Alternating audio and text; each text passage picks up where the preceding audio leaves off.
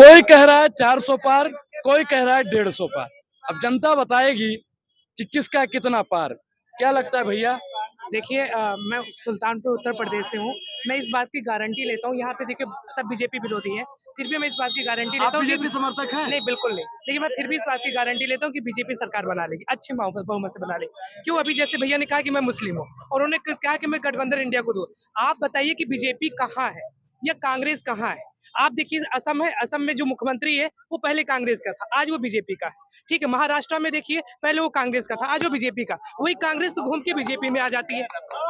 अभी कांग्रेस आ जाएगा, वो घूम के बीजेपी में चला जाएगा। तो बीजेपी है कहाँ, कांग्रेस है कहाँ? इन इन इन मतदाताओं को ये नहीं पता ये है कौन। अभी मैं आपको सिंपल से बता रहा हूँ, जहाँ पे मुस्लिम बहुमत में है वहां पर भी बीजेपी जीतेगी। मैं बताता हूँ कैसे जीतेगी, मैं बताता हूँ कैसे जीतेगी। जब वहां पे वो एक कट्टर हिंदू को खड़ा करेगा, बसपा से समर्थन करेगा, बसपा एक मुसलमान को टिकट देगी, सपा किसी को भी टिकट दे, तो ये जितने हैं ना, ये तुरंत अपने धर्म को देख करके सीधा घूम जाएंगे बसपा की तरफ।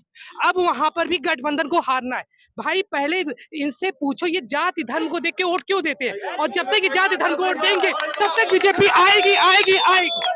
बीजेपी कभी इस बात पे नहीं जीतती है कि वो मैं बताता हूँ भैया, मैं उत्तर प्रदेश से हूँ। मेरा आरओ का पेपर आउट हुआ, मेरा पीसीएस का पेपर डिले किया गया, पेट का पेपर, टेट का पेपर सब आउट हुआ, लेकिन आज भी वहां की वही इस तरह से एकत्र नहीं है कि 6 महीने के अंदर अपना एग्जाम करा ले। क्यों? क्योंकि कोई पंडित है, कोई मुस्लिम है, कोई ठाकुर है, कोई मैं बताता हूँ क्या अखिलेश में बुराई नहीं है, लेकिन सारे यादव अखिलेश, ठाकुर है तो सारे यादव योगी, ठीक है, मुस्लिम है तो सारे योगी दूसरी तरफ जाते हो। पहले खुद तो ये बनो तो कि आप भारतीय हो, इंडियन हो नहीं, ठीक है। हम जिस कास्ट के उधर जा रहे हैं 100% बीजेपी आएगी, क्योंकि उनके पास आंकड़ा मजबूत है, वो जात के बेस पे ही टिकट देते हैं।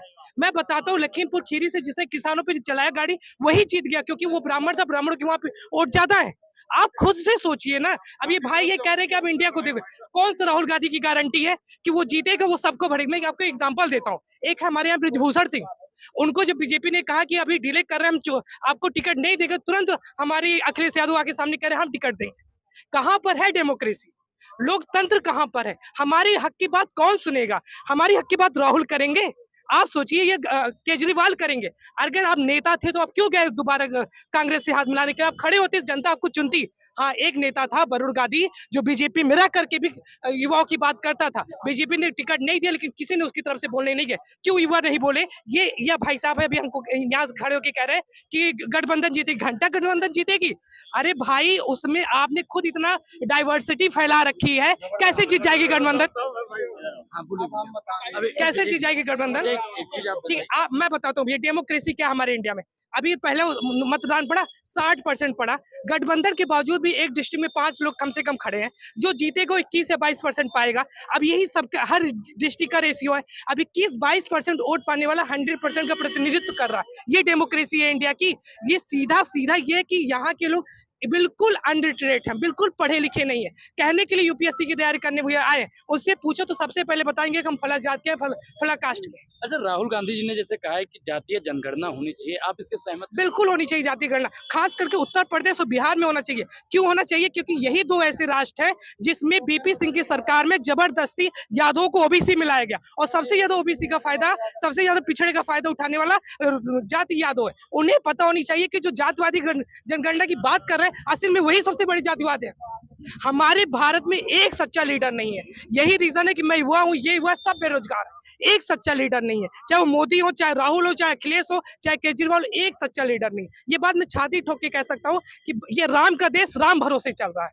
नो लीडर्स, कोई लीडर नहीं है। ये भाई कोई भी जिसका भी उठा रहे हैं, आप उठा के देखिए। भाई सत्ता देखिए, 24 में आप किसको चाहते हैं कि सत्ता में आए? भाई मैं बताऊं, मैं आप सच से, इतनी महंगाई, इतनी बेरोजगारी है, मुझे मेरे घर तक जाने के लिए 1500 का टिकट लगता है। मैं 1500 नहीं खर्च करने वाला, मैं वोट नहीं डालूंगा। और यही रीजन है कि 60% से नीचे जा रहा रेशियो। अगर आप सच में पत्रकार है तो उठाइए बात को कि डेमोक्रेसी है ही नहीं। ये कह रहे हैं सपा बसपा कांग्रेस, कहां पर है सपा बसपा कांग्रेस? भाजपा में वही कांग्रेस पलट के आ जाता है 70%, कांग्रेस जाएगा उसमें पलट करके भाजपा आ जा रही है 70%। हमारे यहाँ तो मैं ऐसे ऐसे लीडर की बात कर सकता हूँ कि जो 30-30, 25-25 साल से विधायक सांसद है, उनको पार्टियों से लेना देना ही नहीं। भाई क्या करते हैं? मैं यूपीएससी का प्रिपरेशन करता हूँ भाई। मैं साथ ही साथ टीचिंग भी करता हूँ, अपने पार्ट टाइम जॉब के लिए कर रहा हूँ। जब तक वो करा रहे, हम तो अपनी मेहनत से खाने वाले लोग हैं, ऐसा नहीं। लेकिन भाई ये तभी जीतेंगे। जीत देखो, मैं आपको बताता हूँ भाई, आज भी भारत गुलाम है, एकदम सिंपल सी बात है। भारत कब आजाद हुआ था, आप एकदम सिंपल से समझिए। जब एक बुढ़ा आया तो उसने कहा आप हिंदू नहीं हो, मुस्लिम नहीं हो, सिख नहीं हो, ईसाई नहीं हो, ब्राह्मण नहीं हो, क्षत्रिय नहीं हो, वैश्य, तब आजादी मिली थी भारत को। अब वही सिर्फ वापस आ गई है। अब कौन करेगा हमारे हक की बात? आप खुद सोचो, कौन करेगा हमारी हक की बात? क्या फिर से गांधी को आना चाहिए? गांधी जैसे किसी को आना चाहिए। मेरे भाई, हम लोग को पढ़ाया जाता है एनसीईआरटी में कि भारत मुगलों का गुलाम था, हिंदू मुस्लिम में आपस में नहीं बनती। भारत अंग्रेजों को गुलाम था। भारत कभी मुगलों का गुलाम नहीं था, कभी अंग्रेजों का गुलाम नहीं था। मुगलों के समय में भी मुगल प्लस अदर राजा भारत पे शासन कर रहे थे। ब्रिटिश के समय में भी ब्रिटिश प्लस अलग अदर राजा भारत पे शासन कर रहे थे। हम राजतंत्र से आजाद होकर लोकतंत्र में आए थे, और फिर से लोकतंत्र जा करके हम कैपिटलिज्म यानी कि कुछ अमीरों के हाथों में फंसे पड़े। आज अंबानी अडानी है, अब बीजेपी है, बीजेपी जाए, रॉबर्ट वाड्रा आ जाएंगे, ठीक है, वो नहीं आएंगे तो यही हमारे अडानी बने रहेंगे। हमें आज भी अमीर ही चलाएगा। हम गुलाम थे, गुलाम है, गुलाम ही रहेंगे, क्योंकि हमारे पास एजुकेशन नहीं है। एजुकेशन के नाम पे हमें जाति और धर्म की शिक्षा दी जा रही है, लगातार शिक्षा दी जा रही है, जाति धर्म की लगातार शिक्षा दी जा रही है। और जब तक ये नहीं बदलेगी हमारी शिक्षा, हम ऐसे ही रहेंगे। भाई आप आना 25 साल बाद इंटरव्यू लेना, ये युवा ऐसे ही कहेंगे कि हम बेरोजगार हैं। अगर कांग्रेस अच्छी होती, अगर कांग्रेस मोहब्बत की दुकान खोल रही थी, तो 10 साल में कहां से नफरत की दुकान आ गई? 60 साल में क्या हो रहा था देश? अच्छा, एक चीज और बताइए कि आपको ये कब से लगने लगा कि देश में हिंदू मुसलमान या कास्टिज्म ज्यादा बढ़ रहा है? ये हमेशा से था मेरे भाई, हमेशा से था। क्यों हमेशा से ऐसा था? आप देखिए, अगर कास्टिज्म नहीं होता, अगर रिलीजन नहीं होता, तो बीजेपी को धर्म के नाम पे ही वोट मिला। क्यों यहाँ से ऐसा हुआ कि अचानक पोलराइजेशन होने लगा और सारे बहरूपिया नेता पलट गए? मुझे शर्म आती इस बात को कहते हुए कि हमारे देश में मनोज तिवारी जैसे, हमारे देश में वो जो अभी नए नए कराकस से लड़ने चले हैं, वो भी गायक है।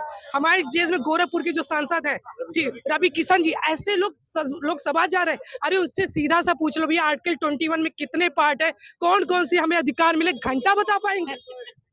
आप खुद से सोचो, जो पूरे विश्व का सबसे बड़ा मंदिर है, सांसद मेरे भाई, वहां पर कंगना रनौत जैसी लोग जा रही हैं। आप सोचो, एक सेकंड के लिए मैं कंगना रनौत की एक बात बोलना चाहता हूँ। अगर आप हिंदू लड़कियों के लिए, ठीक है, अगर आप हिंदू लड़कियों के लिए आप आगे बढ़ के आ रही हैं, उनका और वो बनना चाह रही हैं, आइडियल बनना चाह रही हैं, तो आप बताइए, आपकी पहली मूवी पैसे के लिए किस एक्टर के साथ थी? आप महिलाओं के अपमान नहीं कर रहे मेरे भाई। अगर बीजेपी को उतारना ही किसी को ना, एक नेता था, मैं सच में करो, सब वो नहीं पढ़ा लिखा हूँ, समझता हूँ, एक नेता था वरुण गांधी, जो उन्हीं की पार्टी में, उन्हीं संसद में खड़ा होकर के आवाज उठाता था। आज उसका टिकट काट लिया गया, कोई वह साथ में खड़ा होने के लिए तैयार नहीं, कोई वह खड़ा होने को तैयार नहीं है, ठीक है। तो मैं तो साफ साफ इस कंट्री को देख रहा हूँ कि गर्त में जा रहा है, गर्त में जा रहा है, गर्त में जा रहा है, और सिर्फ जाति धर्म, सब बेरोजगार है, कुछ कहने के जैसा नहीं है। तो जिसको वोट देना दे दे, मैं तो वोट देने नहीं जा रहा हूँ, वोट नहीं देंगे? बिल्कुल 1500 तो नहीं खर्च करने, 1500 जाने, 1500 3000 तो नहीं खर्च करने वाला, ठीक है, नहीं जाने वाला भाई, पैसे नहीं उतने, क्यों जाऊंगा भाई, इतने पैसे क्यों खर्च करूंगा? आप सिंपल से सोचो, इतने पैसे, वो भी इतने घटिया सरकार को वोट देने क्यों जाऊंगा? कोई जरूरत है भाई? आप बताओ। मुझे पता है कि ये जितने लोग चिल्ला रहे हैं, सब अपने कास्टिज्म पे वोट डालेंगे। मैं कभी कभी बैठता हूँ तो मैं यादव लोग से पूछता हूँ। नाम क्या है? मेरा नाम सूरज मिश्रा। मिश्रा जी? जी, मिश्रा जी है तो साफ है बीजेपी। आप फिर वही बात देखिए, कितनी बड़ी ब्रॉड थिंकिंग की बात क्या है। मिश्रा जी साफ है तो बीजेपी। मैंने आज तक बीजेपी को वोट नहीं किया और ना ही दोबारा करने जा रहा हूँ। मैंने एक नाम उठाया, अगर वरुण गांधी सुल्तानपुर से रह चुके थे तो मैंने उन्हें दिया था। क्यों दिया था? उसका बीजेपी रीजन नहीं था, उनके दमदार वक्तव्य, क्योंकि वो युवाओं के लिए लड़ते हैं, कहते हैं, ठीक है। जब मेनका गांधी कह सकते हैं आप, उनकी मीडिया और अच्छी है। जब कोई अच्छा लीडर मिलेगा तो हम वोट करने चाहेंगे। अपनी भाषा में कैसे कहेंगे कि वो कैसे अपना नेता चुने? युवा को किस राह पर जाना चाहिए? एकदम सिंपल सी बात, एकदम सिंपल सी बात है। जिस दिन ये नकार देंगे कि हम जाति धर्म और पार्टी विशेष पर वोट नहीं करेंगे, उस दिन हमारे देश में निर्दलीय का भी ऑप्शन है। प्रत्याशी चुनिए, मोदी मत चुनिए। मोदी देश नहीं चला रहा है, एक आदमी देश नहीं चलाता है, ठीक है।